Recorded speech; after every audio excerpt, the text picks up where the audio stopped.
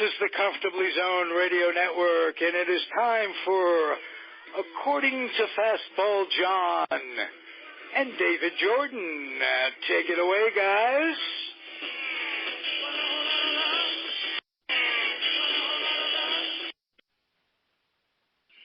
Hi, this is John D'Acquisto and Dave Jordon for another round of Fastball John. Today we're going to be talking about a subject that is happening right now in this great country of ours. It's called spring training at Major League Baseball. So Dave and I are going to touch on the past spring trainings and what's happening now. And also we'll be talking about Matt Weathers with the Washington Nationals, who just signed. So let's give a big welcome to Dave Jordon. Hi, Dave. How you doing? Johnny, happy Sunday. How are you doing? Oh, I'm doing fine. You know, just finished a game between the Rockies and the Arizona Diamondbacks. It's kind of fun. How was opening weekend weather? The weekend weather's been a little bit cold. It's no higher than 65, 66. We have rain coming tomorrow and Tuesday and possibly Wednesday, which is going to kind of throw a wrench in the machinery. They'll do whatever they can to stop that, but there's not much you can do. Other than that, it'll start warming up in the 80s, and I'm sure they're going to hit the pedal to the metal full bore coming up about middle to end of the week. It's going to start warming up like it should. Well, that's wonderful because we've been seeing a lot of people on Facebook who've been heading out there, and it's going to be pretty active month in the state of Arizona, I'm sure. And we really didn't see too many people. Everybody was just very excited to have baseball back. And oh yeah, they are.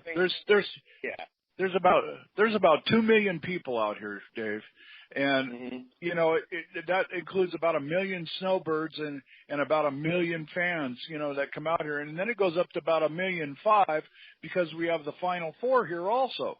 So it's just been one crazy week of baseball and basketball, and you know, all in one little area. So it's been kind of crazy. Yeah. And we're going to get to that in a moment, but let's circle back to what we were talking about, a couple of weeks ago with Matt Weathers. You know, there was a lot of chatter about where he was going. People were throwing out the White Sox. They were throwing out the Angels. They were even throwing out some reports that the Rays had jumped into the mix. You and I really had called this one, and it's not often that I like to pat my shoulder and I know, isn't it good to call one once in a while? Huh? It's nice when you just hit it in the sweet spot, so to speak, and we sure did. He went to the Nats, 2 years, $21 million, guaranteed $10.5 for each season. A portion of that is deferred until 2021, but still, you know, it wasn't so much that it was such a great fit, for so many reasons, both. In a marketing sense, they're getting a local player who is, you know, Weathers is a former Baltimore Orioles All-Star, and yet also they're getting a guy who's represented by the agent of 8 of their players: Scherzer, Strasburg, Werth, Bryce Harper, Rendon, Gio Gonzalez for a while, and as well as a lesser degree, Ali Perez and Stephen Drew. And it seemed like such a great political move on the Nats' part, and we spoke about that at length. But let's first go into the pure baseball aspect of it. And you touched upon this when we were talking earlier. Sure. What I see, what he can provide to the Nats is handling that elite pitching staff. And he's a framer. He frames pitches. Yep. And, you know, those guys are around the plate a lot. But if you've got a catcher that can frame pitches, you're going to get more strikes. And you're going to get more strikes that are iffy. And that's going to make hitters, you know, really kind of go up there swinging because they don't know if they're going to get a call strike on the outside corner, you know, with guys like Scherzer throwing in Strasburg and Gonzalez. I mean, you know, good luck. I mean, you got your hands full. And the other thing that he provides to the team is that he's a switch hitter. He's a good offensive threat. He's got power. He's got experience. He knows how to hit. He hits good from both sides. The only question mark I see in Matt's situation is his accident.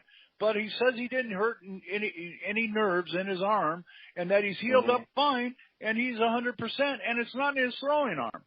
And so, he's got a real quick release, and that's another benefit for him on the defensive side that Matt can really add to the Nats, is keeping the other runners off base and trying to steal second. So I see it being a real plus. A real plus. There is a plus. He threw out 35% of the exposed base runners last season. And, I mean, I'm sure there are a number of folks who were a little concerned about the Tommy John surgeries or the issues he dealt with for the past couple of years. But it looks like the Nats got themselves in a nice little situation with the acquisition. Exactly. And like, okay, we're concerned about a catcher having Tommy John surgery. Hello. How about, are you concerned about your pitchers having Tommy John surgery? No. Yeah. You actually have them go and get Tommy John surgery, so that, a lot of kids are getting it to even better their situation when they come back out. It's a hit and miss situation in my opinion with Tommy John surgery. Yeah, it's a red flag, but then again, for a catcher, it's not that much of a red flag, in my opinion. I hear that. And really, it's fascinating.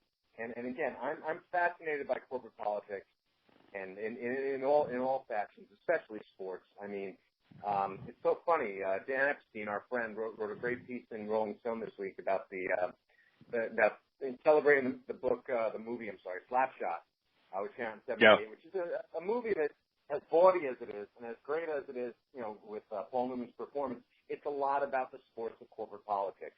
Just like Rollerball, another great one. Just like North Dallas 40, which is one of my favorites. And it's one of my favorites too. Yeah, absolutely. But you know which one, Dave? You touched on it. Rollerball. Rollerball is the epitome of corporations involved in pro sports. I mean, it was beautiful. James Caan starred in it, and it was done very well. Absolutely. And then John Houseman with a nice little cameo in there as well. But yeah, speaking to the situation with Matt Wieters and Boris, I mean, it looks like the Nats kind of helped him out a little bit here, and that there's going to be a conversation coming in the 2018, a couple of years from now, when Bryce Harper becomes a free agent. Boris has each player is his own individual situation, but I don't think Boris forgets what the Nats did here for him. Yeah, I don't think he's going to forget either. And the thing is maybe they already discussed that at length to begin with. Okay, who knows? You help me here and I'll help you on the Bryce Harper side. It's all political. It's all situation baseball, and it's situation baseball at its best.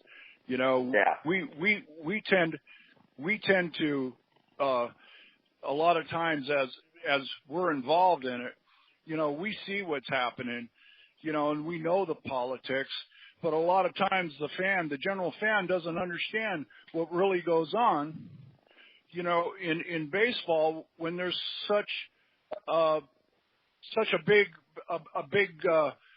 cha-ching coming down the line here with Bryce Harper. Yeah. Again, you're talking $400 million. I'm sure that the Nats would like to get him for about, $275 to $300. Yes. And this situation is very much a good faith situation, or a good faith presentation by the Nationals to Scott Boras, and I really think that this at least helps out their situation and shows them that they're willing to be there for him, and they'll be expecting likewise within 18 months. Exactly. And, I was talking to a few scouts today, and we were talking about Wilson Ramos and the situation that happened there with the Nats. And they said, he's such a big guy. I don't think that the Nationals wanted to take a chance on getting him back after he hurt his leg, that they weren't sure that he could hold all that weight on that leg, and that's why they let him go. And then when they picked up Derek Norris, they found themselves without a freaking catcher. Yeah. You know, and then they had to go and get Norris. When they got Norris, they really didn't want to get Norris because, you know, that was a very iffy situation. And so their last chance saloon was one guy left, which was a prominent catcher, would be Matt. And so they picked up Matt and delegated Norris to backup. Yeah, and possibly trade bait if they want to bolster the bullpen. Oh, absolutely. Absolutely. You know, if somebody wants Derek Norris to catch behind the plate every day, hey, you got to trade. And probably a decent one. You know, he's got a good bat. And he improved on his defense a little bit. You know, but we'll see. You know, I'd rather go with the switch hitting catcher any day, especially in Nationals PNC Park. Yeah, definitely. Well, again, it was just a very, very fascinating look into the corporate politics of Major League Baseball and the agents and the GMs and whatnot. So that was a good on one for us. But in the meantime, it's good on for everybody else, all baseball fans in Arizona, that it's opening weekend. And, you know, the substandard weather, you know, notwithstanding, I think everybody had a nice time, if I believe what I saw on Facebook this past weekend. Absolutely. All the beautiful snapshots from the ballparks and whatnot. Oh, yeah. People were enjoying it because, you know, it wasn't in-your-face hot. It was just comfortable. And it was a little bit cool in the shade, but out on the berms in the back at Talking Stick Stadium, they were sitting there sunning and having fun and, you know, of course, having a few beers and, you know, watching the game. And, you know, people were getting into it. They drew about 8,700 today, you know, at that game. And they've been, and the Cubs, they're sold out. Of course. They're going to be sold out. Win, lose, or draw, they're always selling out. But now they're sold out for the next 10 years. You know, so go figure. You know, it's hard to get a ticket. So, I mean, if somebody's listening to this in Southern California or Arizona or even New Mexico, within driving distance, I mean, who is in Arizona right now? Obviously, you have the Grapefruit League in Florida. You have the Cactus League in Arizona. Sure. Which teams are there right now? Okay, right now, everybody is centrally located in the Maricopa County area. Okay, so we're going to start on the south side of Maricopa, which is Phoenix, generally Phoenix, okay? Right. You got Goodyear has Cleveland and Cincinnati. Right. You go up the street a little bit to Glendale. You've got the White Sox and the Dodgers. Right. You move over to Surprise, you have the Kansas City Royals and the Texas Rangers. You move east a little bit. In fact, you go straight down Bell Road, and you hit the Seattle Mariners and the San Diego Padres. Now, in between that, you have Maryvale. Maryvale is the Milwaukee Brewers. Throw them in the mix. All right? Now we're going to go to the east side of the neighborhood, and we're going to start up at Talking Stick with the Colorado Rockies and the Arizona Diamondbacks. They team up in one of the most beautiful, prolific stadiums I've ever seen. I would play big league baseball in this stadium. That's how nice it is. It is. They call it the how somebody put it. It's the old folks rest home of baseball. Okay? It's where everyone wants to go to end their career as a baseball player. This place is plush. This place is nice. I mean, it's like a resort. And, you know, I laugh and chuckle, you know, and I happen to work there sometimes, and it's just fun to be there. It is a beautiful, beautiful stadium. Now we go south a little bit more, and we have the infamous San Francisco Giants in Scottsdale at Scottsdale Stadium, and one of the older stadiums in the area. But the Giants are a standalone, as well as the Brewers are.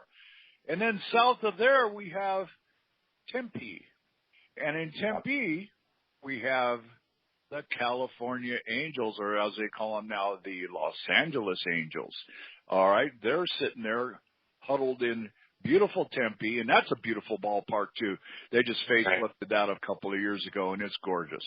And then you go east a little bit more, and you have the world champion 2016 Chicago Cubs at Sloan Field. And we're not done yet. That place is sold out unbelievably. It's just packed every single day.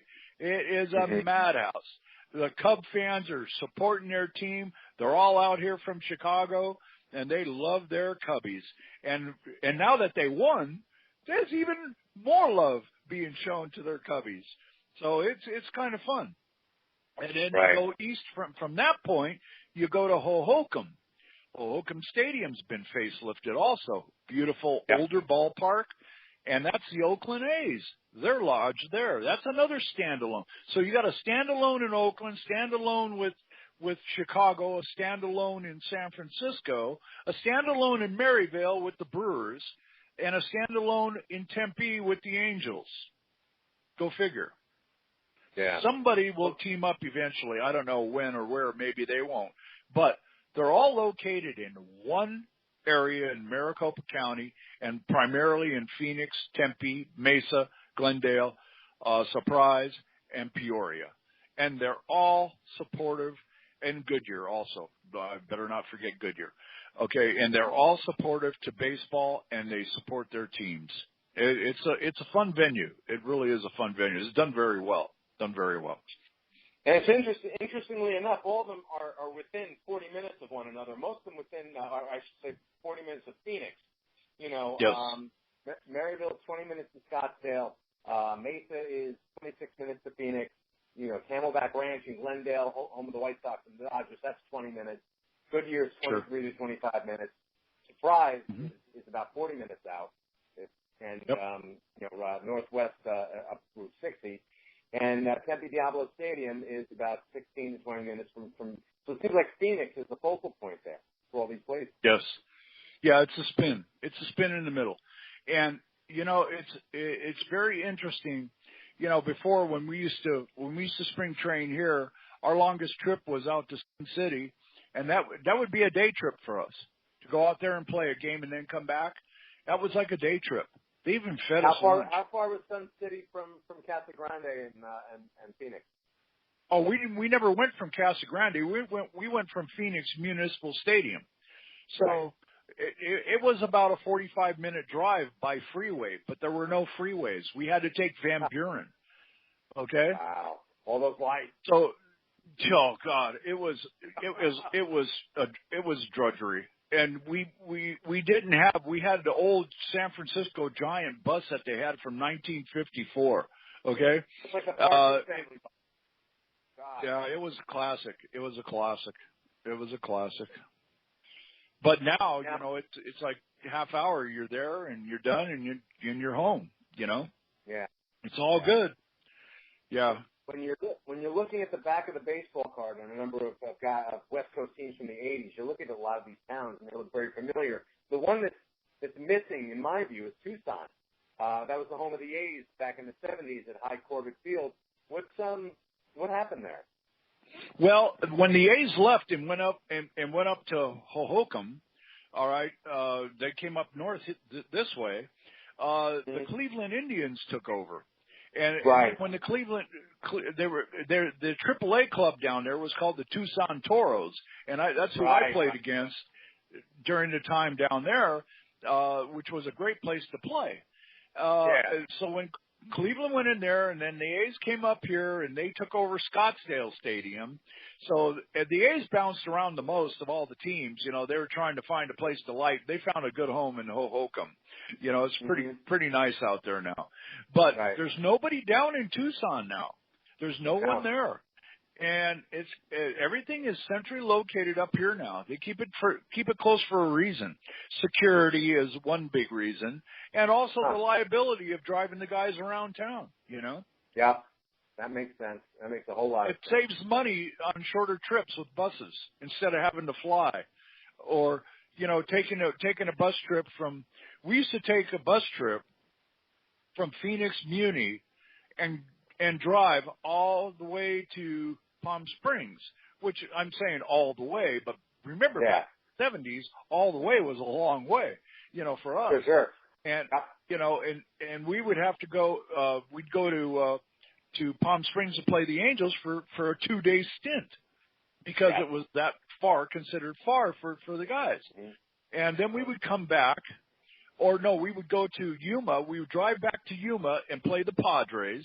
And then from Yuma, we would drive back down Interstate 8 and come back into Phoenix. And then we would play again. And when I was with the Padres, it was even worse because we had to come to Phoenix and play everybody there for about a week and then come back, and they had to all come play us, and then we had to go to Palm Springs to play the Angels. So that's why they wanted everybody all in one area, then eliminate long trips. That makes a whole lot of sense. The thing I'm curious about is the sharing of facilities as the Three's Company theme song goes off in my head. I mean, doesn't that get a little cozy, or what are the pluses and minuses of ball clubs? Well, the pluses are you can play the other team whenever you want, okay, before the season starts. Okay, you can always get a game. I'll put it that way. You can always get a game against the other team, all right? And they got plenty of bodies down there. That's the plus. The second issue is there's always a game going on at that stadium, always. Yep. When one team's on the road, there's another team playing, so they alternate every day, and it's really cool, and it makes good revenue for the city, you know, for the city of Peoria, for the city of wherever there's a double team, you know, and you always have something going on, and it means for me it means steady work. I work every day, and which is fun. This is my fun time of year. And yes, I did get butterflies again, going back into spring training. Yes, I did. Everyone asked me that question, and the answer is yes. Okay. But it is really, it's not that bad. They have it all spread out. Each team has their block of fields that they utilize, practice fields. And then they each have their separate clubhouses for the big league clubs. Yeah. And then the minor league is in a different facility on that same field. So it's done really well. They have a complete workout facility, batting practice, overhangs for pitching if it rains, which we'll experience tomorrow, and they can hit. So they never really stop working out. They have the ability to continue to work out on all facets, except playing a game. Yeah.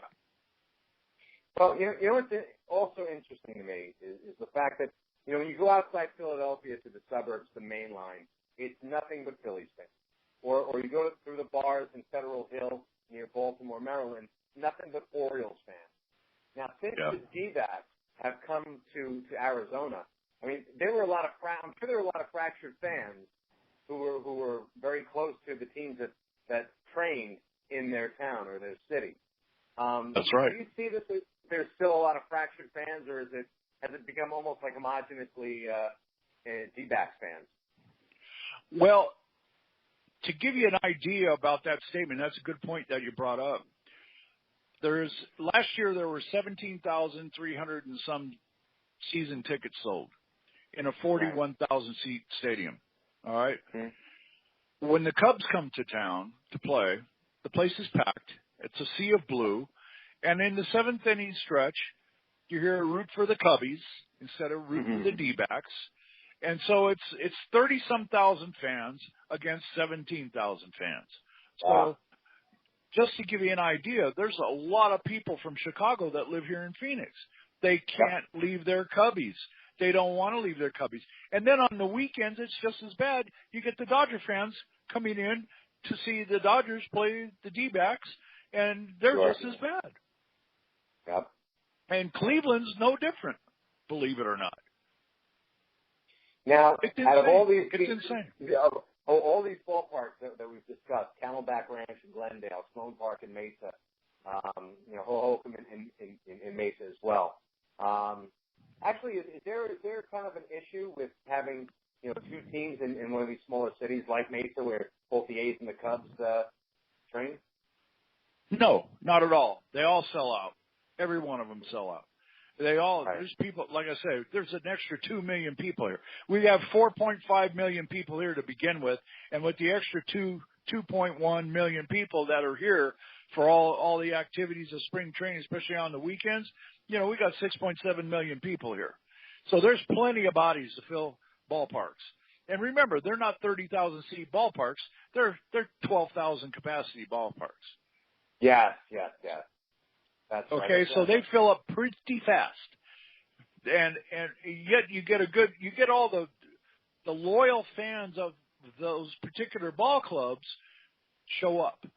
And what happens is like today, Diamondbacks are playing the Rockies. They had 8,700 people in a 12,000 seat capacity stadium. Sure. That makes sense. So it makes a lot of sense. Yeah. Now when the Cubs come in to play the D-backs, the place will be sold out. Yep. Can't even get a ticket. Right. And the Giants are sold out every game. They're sold out every game. People come from San Francisco to come see the Giants in spring training. They make a special trip down here. Yeah. Mm-hmm. Yeah. So it's really cool. It's really cool. And it goes for the same of every ball club. Do you think that in Glendale, the Dodgers don't get their fans coming in on the weekend? Sure they do. They come Friday, Saturday, and Sunday and go home on Monday. It's one of those deals. They don't even go home on Sunday. They wait for the Sunday game, then go home on Monday. How bad is the traffic in March? How bad does it get around you? Around March? A lot of traffic. A lot of traffic. It gets bad because people don't know where to go. Even though it's set up simple here, you've been here, you've seen how simple it is to get around. If you don't know where to go, you're constantly looking at what exit do I take, and you're not focusing on driving, and accidents happen quite a bit. And people, unfortunately, the people from California like to speed in our beautiful state, and our people here like to speed, and the two don't mix. They don't mix. And there's always an accident happening somewhere. You got to really keep your eyes open and, looking at what's going on and keep your foot on the brake because the potential of getting in an accident is extremely large. So, I usually take all the back roads to where I've got to go, and I get there just as fast doing that way than I would driving the freeways. But, on a Friday evening, when you have a day game and then a night game, if you have to go from Talking Stick to Surprise, clear across the other side of the valley, I go the 101 to the 57 to the 303. I shoot the 303. No one's on it, and I end up on Bell Road. I take Bell Road, go down 2.5 miles, and there's a stadium. I'm there in a half hour. So you got to know where to go in this town to be successful, and without having getting there late. And if you're working in this town, you need to know that, which I do. Yeah. Right. So if a family of four is coming into town, where is kind of the best area for them if they want to catch 2 or 3 ball games of different stadiums? They want to sample, a couple of different spring training experiences. Where are they staying? Are they staying in Phoenix? Are they staying in Scottsdale? Or are they staying in Glendale? Scottsdale. Yeah, Scottsdale, and probably Glendale down by UPS. You can catch a lot of games in that area, and just come north, Peoria. The hotel, there's some hotels there. But the best place is just go to Scottsdale. It's kind of centrally located, or in Phoenix. You can go to the Camelback Inn, or any of the other hotels that are right there along on Camelback Road. There's plenty of them. Right. But you can go to Scottsdale, and you can stay at some really nice hotels. You stayed at one when you were here that are really nice and easy access to get to all the freeways to go wherever you want within 25 minutes to 30 minutes. And, Scottsdale has a lot happening. There's a lot of shops to go shopping. There's malls to go shopping if that's what you want to do after you're done watching the game. And there's entertainment, and there's a great venue for food. So that's your best shot. Your best shot to go is right there, or find a nice all-inclusive hotel to go to, and that'll take care of everything for you while you're out at the ball game. Right. Well, we're running up to it, but quickly, let's throw one more thing in there. If there was like a favorite steakhouse, because obviously Florida's known for its seafood, and it's known for obviously ocean view dining and whatnot. And Arizona, as you told me repeatedly, is a meat and potatoes kind of town. What's the one spot that you'd like to kind of say, like, not everybody knows about in terms of steakhouses or whatever, but they should take a look at? Well, the one that we go to, and I hope I get the name right, is the Cattleman's, which is down on 44th and I think off of the 243 exit. It's down by the. It is an absolute great tradition steakhouse that you cannot go wrong. It was, I believe, it is.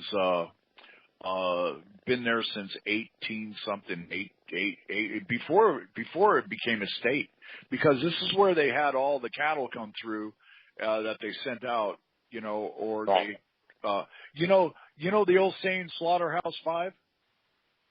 Yeah. You ever hear Slaughterhouse 5? Okay, well, John Slaughterhouse, believe it or not, was his name, and he had all of the Phoenix area slaughterhouses for the cattle when they came in for the beef. So that restaurant was developed where they would off the hoof right there onto your plate. Wow. Yeah. All good. It's all good. Anything you want. Ribs, anything. Filet mignon, ribeye. Oh, I tell you what, they might even throw some seafood in there for you too if you want a little surf and turf, But it's a true joy to go there. Another good spot used to be. It's not anymore, but it used to be the Pink Pony. And you and I have talked about the Pink Pony. It's a legend. And Pink Pony, man, you could go down there and get a steak, that would just melt in your mouth. It was to die for. It was a great spot to go. A couple other spots in the area are pretty good. They're more commercialized, but there's a great little restaurant that Sharon and I go to, and I hope I don't draw a blank on it. It's called Charleston's. It's on Frank Lloyd Wright, and the corner of Frank Lloyd Wright, which is actually Bell Road. Okay, but Frank Lloyd Wright and Scottsdale Road, it is right on the corner there, and it's next to another Italian restaurant called Carrabba's. Now, Carrabba's is a little chain restaurant, but they do some good home-cooked food, and it's a great venue. But Charleston's, if you want a good cut of meat, and you want meat and potatoes and maybe surf and turf with some seafood in it, go to Charleston's. You will not go wrong. Priced right, great tasting food, and great service. And they pour a good drink, too. So that's probably my ultimate recommendation is that. 17001 North Scottsdale Road in Scottsdale, Arizona, Charleston's. Yep. Spring training 2018, that's the date, Johnny. Yep. And then one more. There's one more I'm going to throw in, and this is a friend of mine who has been here forever, and it's called Don and Charlie's. Don and Charlie's is probably, if you want to go for a baseball atmosphere, you missed the Pink Pony. Oh, the Pink Pony is still alive and well at Don and Charlie's. It's got baseball memorabilia, autographs, jerseys, bats, balls all over the ceilings and everywhere. It's like, this is where I used to go when I really wanted to have a real nice, classy meal, was Don and Charlie's. Right. The best prime rib, the best ribeyes, the best ribs, the best of everything done well. A little pricey, but you get what you pay for. And let me tell you what, that is an event. You want to really treat yourself. You treat yourself to Don and Charlie's restaurant, and that's on Camelback Road, and you cannot go wrong. and it is a fun venue. But you got to make reservations, and you better plan it way ahead to make them. You just can't show up.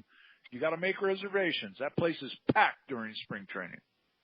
Checking out the fried chicken on the web right now. That looks fabulous. Oh yeah.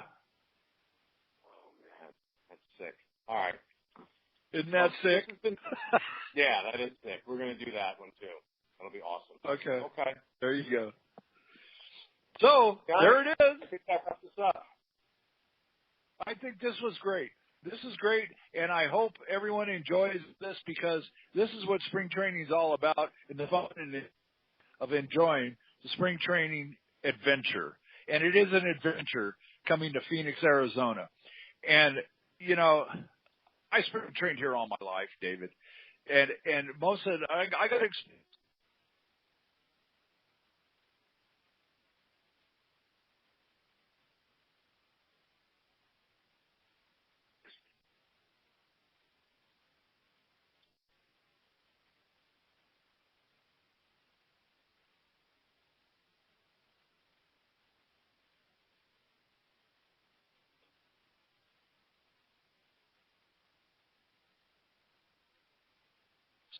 But Florida has a more humid, climate,